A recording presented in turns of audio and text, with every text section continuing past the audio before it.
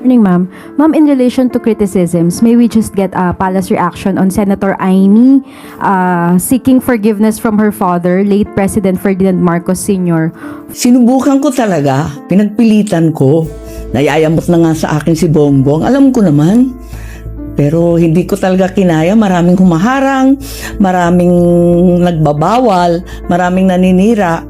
Hindi na kami nagkausap ng matagal at hindi ko nababantayan. Kaya nagkulang ako. Talagang pinilit ko. Kaya humihingi ako ng tawad. Hindi ko kinaya eh. for not being able to watch her brother, the president. Okay, mas maganda po siguro mahimay natin ang mga bawat salita ni Senator Aimee Marcos. Ito naman ay para sa para malaman din ng taong bayan ano nga ba ang totoo. Ang sabi niya ay hindi nabantayan. Sino kaya talaga ang hindi nabantayan ng magulang at sino ba talaga ang hindi nabantayan ang kapatid? Unang-una po, ang Pangulo. Hindi po ito nagbumura, hindi ito nagme-meltdown lalo na sa publiko, at hindi po ito nagbabanta sa buhay ni numan.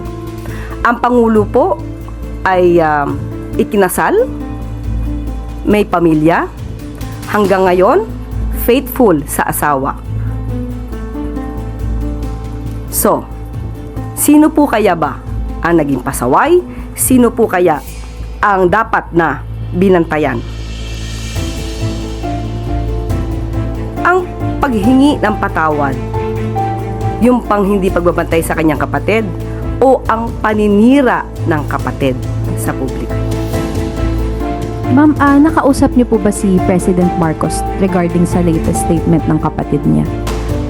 Alam po ng Pangulo ang nangyayari sa atin at sa mga pangyayari sa ating paligid.